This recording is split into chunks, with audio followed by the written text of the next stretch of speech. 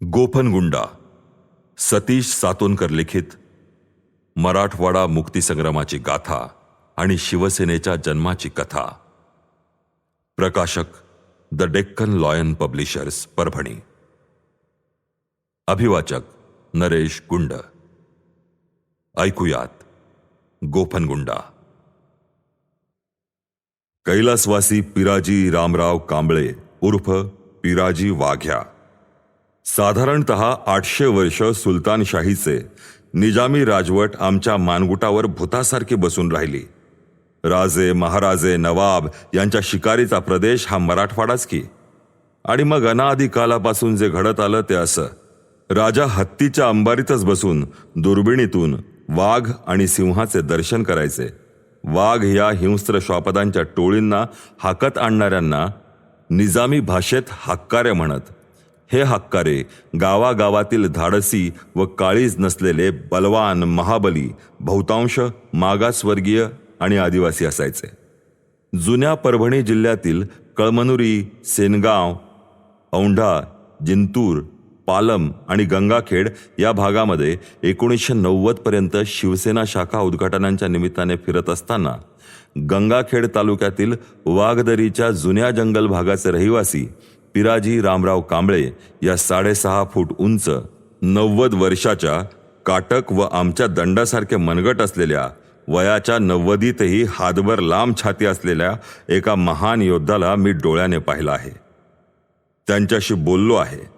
त्या काळी त्यांना ओळखणारे लोक वाघाला मारणारा वाघ्या पिराजी म्हणून ओळखत. वाघ्या ही त्यांना लोकोपाधी होती. निजामकालीन राज्यामध्ये वाघ नरभक्षक झाला की शिकारीसाठी गावदवंडी देण्याची प्रथा होती. त्या काळी नरभक्षक वाघ मारला व तो पोलिसाकडे जमा केला की नगद 100 रुपये व वर्षभराचे धान्य मिळायचे. शाबासकीचा चांदीचा दंडकडा आणि मानाचा फेटा मिळायचा. वाघ्या पिराजींनी असे 7 दंडकडे व फेटे मिळवले होते. वाघ्या पिराजींनी हिंगोली, परभणी व नांदेड या भागातील 7 नरभक्षक वाघांना शस्त्राशिवाय समोरासमोर आव्हान देऊन नरभक्षक वाघांची शिकार करून ते निजाम सरकारी जमा केले होते. जुन्या काळचे लोक सांगतात, एका बुक्कीत वाघाच्या मुंडक्याचे हा माणूस काजळ करायचा. याचा अर्थ वाघ्या पिराजींचा हात नसून तो एक घनरूपी हातोडा होता.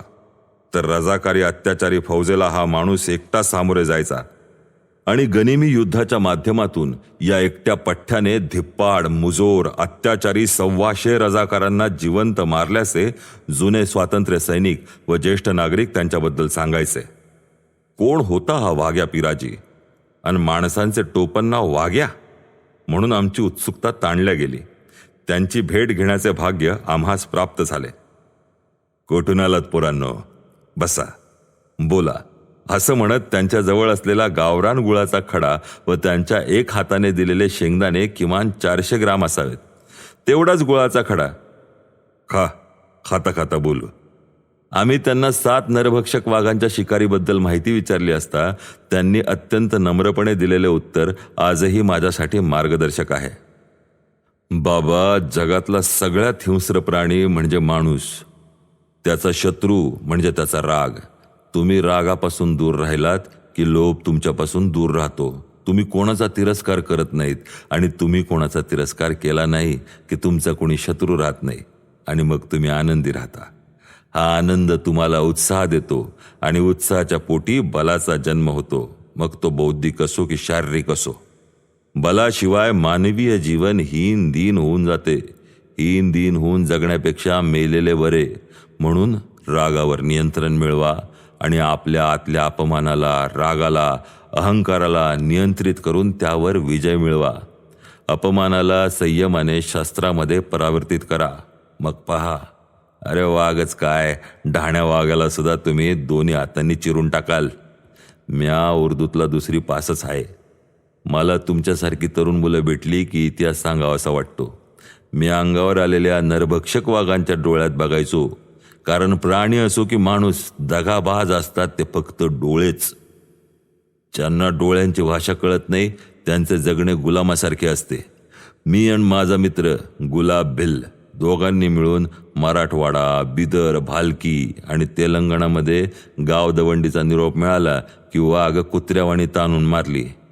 अरे काय तुमची पिढी गुडघे एवढं मरकुडं हाडकुळं, कुत्रं मागं लागले तरी पॅन्ट पिवळी होईपर्यंत पळ काढताय. तो तुमच्या जिंदगाणीवर. अरे मनगटातच ताकद नसेल तर आपल्या आया बहिणींची आबरू कशी वाचवाल र? गुलाब भिल्लाचं सांगतो, गडी तू बी 7 फुटाचा. माय बाप पालाच्या घरात राहायचं. दोघांचं लहानपण बरोबरीनंच गेलं. माझं नाव थोरला वाघ्या आणि त्याचं नाव धाकला वाघ्या. 4-2 गावात आमच्या नावाच्या धसकीनं रजाकार बंदुकी सोडून पळालं. अरे काय नशीब आमचं. आम्ही 100-200 गावचा रहिवाशी. रजाकार यायच्या अगोदर गावातली लोक भिंती रंगवायचे, हे गाव वाघपिऱ्याचे आहे. त्यामुळं आम्ही जिथं जाई तिथं आज बी लोक लई जीव लावतात. मला इथभर रान नाही आणि कधी घर बांधावं वाटलं नाही. पोरं कष्टाळून निघाली, गाव सोडून कवाच निघून गेली. नातू आहेत बंबईला, धारावी झोपडपट्टीत. वाटतं कोणातरी नातूला वाघासारखं बनवावं, पण पोरं म्हणतात, बाबा तुमच्यासारख्या जित्या वाघाला काय मिळालं? स्वातंत्र्यासाठी चिलटनं मारणाऱ्या लोकांना स्वातंत्र्य सैनिकाचा दाखला मिळाला, पेन्शन मिळालं, पोरांना नोकऱ्या मिळाल्या, बंगले मिळाले. आम्हाला माय सांगते की तुम्ही 125 रजाकार ताणू ताणू मारलं, पालमच्या लुटीत तर रजाकारांना पळवून लावलं. तुम्ही एका बुक्की तारबी घोड्याच्या पाठीतून 2 तुकडं केलं. तुम्हाला काय मिळालं? माय चुलीमुरं चूल फुकून फुकून धुराने मेली. दवाखान्यात न्यायला पैसाही नव्हता. राग त्यांच्या मनात आहे आणि त्यांचं बी खरंच आहे. पण माझं बी खरं आहे की ही माती मही आय माय आहे. आपल्या मातीसाठी, इथल्या माणसांसाठी, मानव धर्मासाठी, माय बहिणींच्या इज्जतीसाठी आम्ही लढलो. त्याला पेन्शन नावाची भाड कशाला पाहिजे? आणि देशासाठी लढलो हे सांगण्यासाठी कागदाचा फाटणारा तुकडा कशाला पाहिजे? आज बी यो वाघ्या कोण्या बी गावात जाओ, जुनं जाणतं माझा हात धरत्यात, अख्खं गाव बोलवत्यात. त्या गावात आम्ही काय केलं, नरभक्षक वाघ आणि राजाकारांपासनं गाव कसं वाचवलं याची गाथा जुने लोक भाषणात सांगतात. त्यातलीच एक कथा अशी की गावच्या पोलीस पाटलांची बंदूक घेऊन म्या येशीवर चढलो. येशीच्या चिमणीतून नेम धरत माझी नजर रजाकारांना शोधत होती. गावावर हल्ला करणार हा रजाकारांचा फतवा गावाच्या येशीवर टांगला होता. वेळ काळ ठरलेली. मी रोहिल्याची वाटच बघत होतो. पहाट राम पहाऱ्यात घोड्यांच्या टापाचा आवाज आलं. 50 घोडं 150-200 रजाकार त्यांच्या मशालीमुळं मला पाहता आलं. त्यांच्या घोषणा सुरू झाल्या. पोलीस पाटील आनंदराव यांची रायफल, बंदूक, भरपूर काडतुसाचा साठा माझ्याजवळ होता. आनंदराव पाटील माझ्या खांद्याला लागूनच होते. त्यांनी स्वतःकडे भरमार रायफल ठेवली आणि ती ठासून भरावी लागत. पिर्या, तू वाघ आहे नवं, आता तूच कर त्या कुत्र्यांची शिकार, असं म्हणत ते मला हिंमत द्यायचे. मी गोळ्या भरेपर्यंत भरमार ठासून ते स्वतः गोळीबार करत. भरमारामुळे रजाकार जखमी व्हायचे आणि दिवस उगवल्यावर रणभेरी सुरू झाली. रजाकार चवताळले. अजून 2 टोळ्या येऊन धडकल्या. एका रजाकाराने येशूसमोर असलेल्या लिंबाच्या झाडावर चढून गनिमी वार केला. त्यात बेसावत असलेल्या आनंदराव पाटलांच्या डाव्या कणपट्टीला गोळी लागली. माझा दोस्त जाग्यावरच गेला. जाता जाता आनंदरावाने माझा हात घट्ट धरला. माझ्याकडे पाहत नजरेनेच वचन घेतले. मी म्हणालो, पाटील, हा वाघ इथं मरण नाहीतर या सगळ्या कुत्र्यांना हितच खाईल. आणि मग भिडलो. संध्याकाळी 4 वाजेपर्यंत 40 रजाकार मेल्याचं कळालं.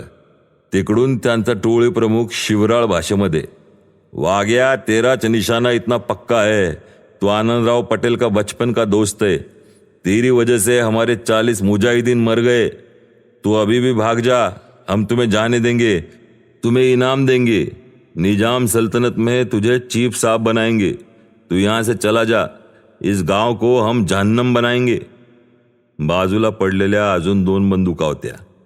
आनंदराव पाटील शिकलेलं होतं. त्यांनी हा धोका आधीच ओळखला होता. 6 महिन्यांपूर्वीच माळेगावच्या जत्रेत त्यांची माझी भेट झालती. मला म्हणले, तुला माझ्या मदतीला यावं लागल. वचन घेतलं आणि मीही त्यांना ते वचन दिलं. आनंदराव पाटील दिलेर आणि बहादूर होतं. माणूस हुशार, प्रसंगाला ओळखून होता. येणारा बाका प्रसंग कसा असेल याची जाणीव त्यांना आली होती.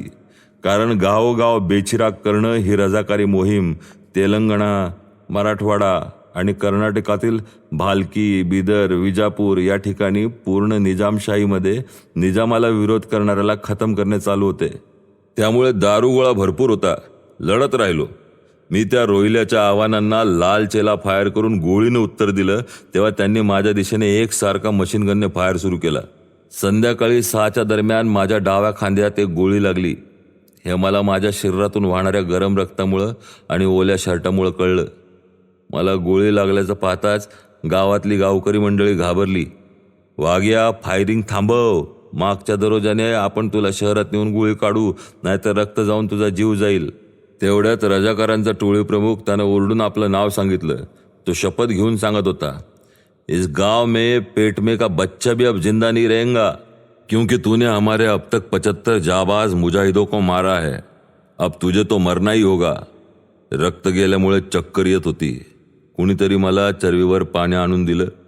घटाघटा चरवी रिकामी केली आणि दुसरी चरवी मागवली.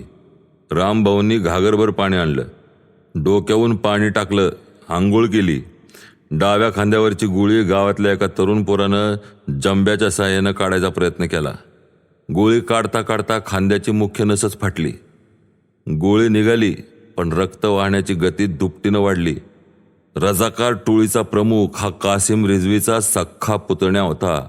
तो जोरजोरानं ओरडून सांगायचा, काफिरों, अब तुम्हारी खैर नहीं. अब यहाँ बुतप्रस्त कोई नहीं बचेगा. अंगात राग आला. रक्त गेल्यानं कमजोरी आली होती. बुरुजाच्या चिमणीतनं पाहिलं तेव्हा तो दांडगा रजाकार म्होरक्या माझ्या नजरेस पडला. 2 वळ्या छातीत आणि एक डोक्यात हाणली. रजाकार हादरलं.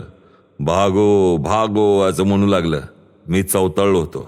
माझा बालपणाचा दोस्त आनंदराव पाटील यांचा मृत्यू आता माझ्या अंगात संचारला होता. पळता पळता त्यांचाच घोडा लुटून हिसकाटून 20 जण मारली. गाव वाचला.